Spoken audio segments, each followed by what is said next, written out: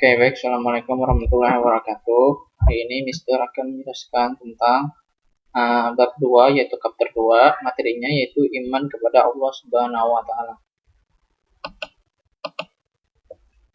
Nah, pada iman kepada Allah Subhanahu wa taala yang pertama kita harus mempelajari sifat wajib dan sifat mustahil bagi Allah. Maksudnya sifat yang wajib ada pada Allah dan sifat mustahil atau yang tidak mungkin ada pada Allah Subhanahu wa taala. Yang dimaksud sifat wajib Allah Subhanahu wa taala ialah sifat-sifat yang pasti dimiliki oleh Allah Subhanahu wa taala. Jadi Allah tersebut pasti memiliki sifat-sifat wajib tersebut. Sifatnya ada 20. Sedangkan sifat mustahil Allah adalah kebalikan dari sifat wajib Allah. Artinya misalnya sifat wajib adalah A, sifat wajib adalah ini, maka sifat mustahilnya ada kebalikan dari sifat wajibnya. Misalnya sifat wajibnya rajin, maka kebalikannya adalah malas. Nah, seperti itu. Yaitu sifat yang tidak mungkin ada dan tidak layak disandarkan atau berada pada zatnya. Zatnya ini kembali ke Allah ya, sebagai pencipta alam semesta. Oke, berikut sifat-sifat wajib dan mustahil Allah. 1. Wajib wujud. Nah, mustahil atau lawannya adalah adam. Wujud artinya ada, jadi Allah tuh ada atau satu. Nah, bukan satu. Ada artinya zatnya ada. Adam artinya tidak ada. Nah, kita wajib percaya bahwa namanya adalah iman kepada Allah. Jadi kita wajib percaya bahwa Allah itu ada. Iman itu artinya percaya. Jadi wajib ada, walaupun kita tidak bisa mengindranya, kita tidak bisa melihatnya, kita tidak bisa menciumnya, kita tidak bisa merabanya, tapi kita wajib percaya bahwa Allah itu ada. Kebalikannya Adam artinya tidak ada.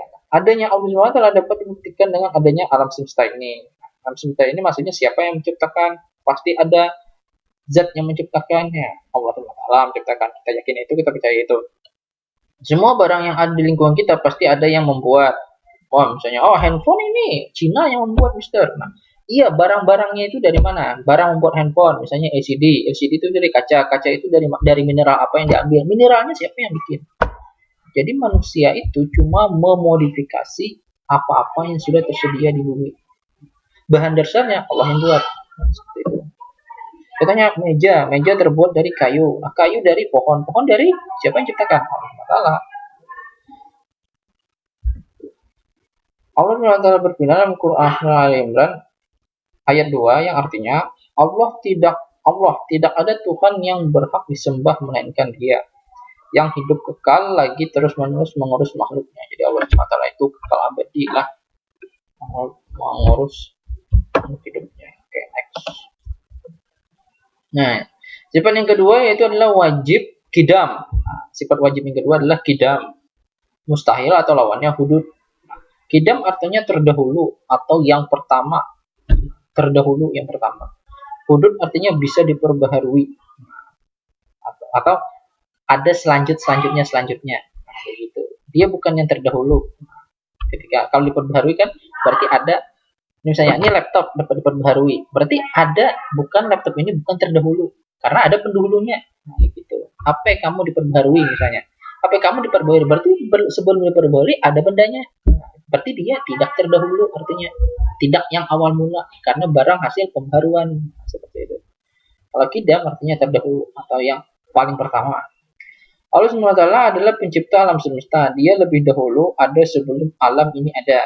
Firman Allah Quran surah Al-Hadid ayat 3 artinya dialah yang awal dan yang akhir, yang lahir dan yang batin, dan Dia maha mengetahui segala sesuatu.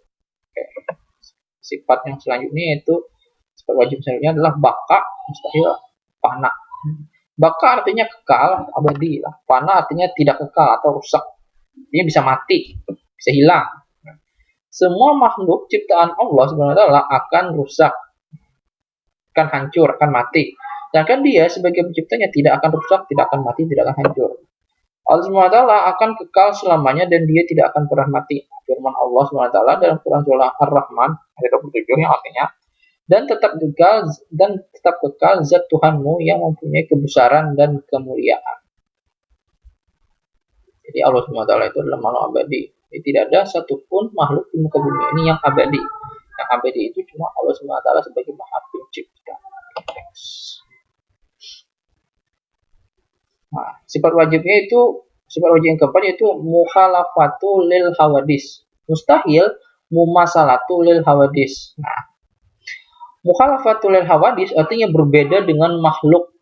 Artinya berbeda, Allah itu berbeda dengan ciptaan-ciptaannya. Jadi semua ciptaan Allah di alam semesta ini tidak ada yang serupa dengan Allah. Sedangkan mumasalatu lil hawadis artinya serupa dengan makhluk. Artinya Allah itu ada miripnya dengan ciptaannya. Nah, itu mustahil, itu tidak mungkin. Seperti itu. Jadi Allah itu berbeda dari semua yang ada ciptaannya di muka bumi. Maka dari itu kita kadang membayangkan Allah itu bentuknya seperti apa. Coba kayak gini aja. Kalian bisa membayangkan suatu benda minimal kalian pernah melihat benda seperti itu atau mirip seperti itu, baru kita bisa bayangkan. Kalau kita nggak pernah melihat benda itu dan tidak pernah melihat benda yang mirip seperti itu, gimana bayanginnya? Nggak mungkin, mustahil. Jadi nggak bisa dibayangkan. Kalian bisa bayangkan sendok, kenapa? Karena kalian pernah melihat sendok. Kalian bayangkan sendok yang bentuknya kotak ujungnya. Kalian bisa bayangkan sendok yang bentuknya kotak ujungnya. Memang nggak ada sendok yang bentuknya kotak. Bukan nggak ada, yang minimal langka lah. Jarang orang bikin. Tapi kalian tahu informasi sendok itu seperti ini. Tinggal diubah di pola pikirnya. Oh, ujungnya jadi kotak. Nah, bisa kan bayangin. Bayangkan kalau kalian nggak pernah lihat sendok. Gimana bayangin sendok yang ujungnya kotak? Nggak mungkin kan? Nah, seperti itu. Allah juga seperti itu. Jadi Allah itu tidak bisa dibayangkan bentuknya seperti apa. Karena tidak pernah ada satupun makhluk yang sama seperti Allah, bahkan mendekatinya saja tidak pernah, mendekati kemiripannya saja tidak pernah, apalagi sama. Nah, tidak ada. Nah, jadi tidak bisa dibayangkan. Allah berfirman yang artinya tidak ada sesuatu pun yang serupa dengan Dia dan Dialah yang Maha mendengar dan Maha melihat. Oke, sifat wajib yang kelima yaitu qiyamuhu binafsihi, mustahilnya ihtiyaju li ghairihi. Qiyamuhu binafsihi artinya berdiri sendiri. Artinya dia tidak punya asisten, tidak punya sekretaris, tidak punya. Pokoknya dia mengurus makhluknya sendirian, only one. Sedangkan ihtiyaju li ghairihi artinya butuh kepada yang lain. Nah, yang butuh kepada yang lain ini adalah makhluknya. Contohnya manusia. Ada bos besar. Dia pasti butuh asisten A, asisten B, sekretaris A, sekretaris B. Nggak ada manusia di muka bumi ini yang nggak butuh bantuan orang lain. Nggak ada satu makhluk pun, pasti dia butuh bantuan orang lain, bantuan benda lain. Minimal misalnya, nih ada manusia yang hidup sebatang kara di pulau. Dia lapar, butuh makanan. Makanan ngambilnya dari mana? Bila ada tumbuhan dari Allah, berarti dia butuh kan makhluk hidup lain. Nah, jadi seperti itulah, nggak ada satupun makhluk ciptaan Allah yang mampu berdiri sendiri. Kalau Allah kebalikannya, Allah mampu berdiri sendiri. Allah SWT tidak memerlukan bantuan dari kekuatan lain karena mempunyai kekuatan yang ada pada dirinya. Firman Allah SWT dalam surah Al-Ankabut ayat 6 yang artinya, dan barang siapa yang berjihad, maka sungguhnya jihadnya itu adalah untuk dirinya sendiri. Sungguhnya Allah benar-benar maha kaya, tidak memerlukan sesuatu dari semesta alam. Allah itu maha kuasa, maha perkasa, tidak memerlukan sesuatu atau bantuan dari apapun yang ada di alam semesta ini. Nah, sifat wajib yang keenam yaitu ada wahdaniyah.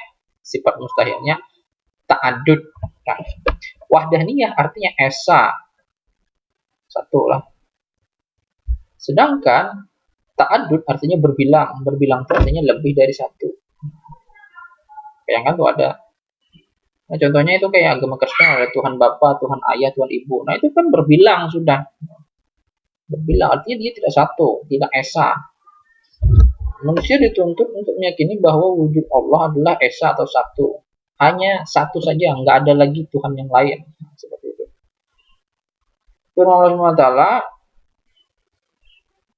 surah Al-Ikhlas ayat 1 yaitu Qul huwallahu ahad, yang artinya katakanlah dialah Allah yang maha esa atau maha satu. Nggak ada Allah yang lain, nggak ada Tuhan yang lain, hanya dia seorang tanpa bantuan siapapun. 7, sifat wajib yang ketujuh yaitu adalah kudrat, mustahilnya ajzun. Ajun. Qudrat artinya kuasa, sedangkan ajun artinya lemah. Jadi Allah itu sudah jelas lah, dia maha kuasa, maha perkasa, menguasai segalanya, mengatur segalanya. Lawannya adalah ajun artinya lemah. Nah, tidak bisa berbuat apa-apa, tidak berkuasa. Manusia dapat berkuasa tetapi kekuasaannya sangat terbatas. Manusia itu bisa berkuasa, presiden berkuasa kan di Indonesia. Tapi kekuasaannya itu terbatas. Ketika jabatannya sudah habis, berkuasa lah dia lagi. Enggak kan? Kalau dia tetap berkuasa, oh tetap berkuasa, dia punya perusahaan, bisa dikelola sampai dia sampai kapanpun. Iya, kalau dia mati ya nggak kuasa lagi, ya sakit nggak kuasa lagi dia. Nah, kayak gitu. Kuasa Allah SWT di atas segala-galanya. Nah, Allah SWT berfirman yang artinya sesungguhnya Allah berkuasa atas segala sesuatu. Quran surah Al-Baqarah ayat 20. Oke, next. Nah, sifat yang ke-8 adalah iradah. Nah, mustahil karaha. Iradah artinya berkehendak, sedangkan karaha artinya terpaksa. Jadi Allah itu maha berkehendak, apapun kehendak Allah adalah pasti terwujud atau terlaksana. Yang kira artinya terpaksa. Nah, artinya berarti kalau terpaksa berarti ada yang memaksa kan? Siapa yang memaksa Allah? Kan nggak ada. Nggak bisa seperti itu. Jadi Allah itu tidak pernah terpaksa. Apapun kehendaknya, dia pasti mampu mewujudkannya, tidak pernah terpaksa melakukan sesuatu. Kenapa? Kalau dia terpaksa berarti ada yang memerintah. Ada yang memerintah. Kehendak Allah SWT pasti terlaksana karena dia maha kuasa. Jika Allah SWT berkehendak, tidak satu pun yang dapat menolak, dia tidak akan pernah diperintah atau diatur pihak lain. Nah, ya. Firman Allah SWT yang artinya sesungguhnya perintahnya apabila dia menghendaki sesuatu hanyalah berkata kepadanya jadilah, maka jadilah itu, yaitu yang namanya kun fayakun. Jadi maka jadilah. Jika Allah pengen bumi ini hancur terbelah jadi dua, maka terbelahlah. Seperti itu.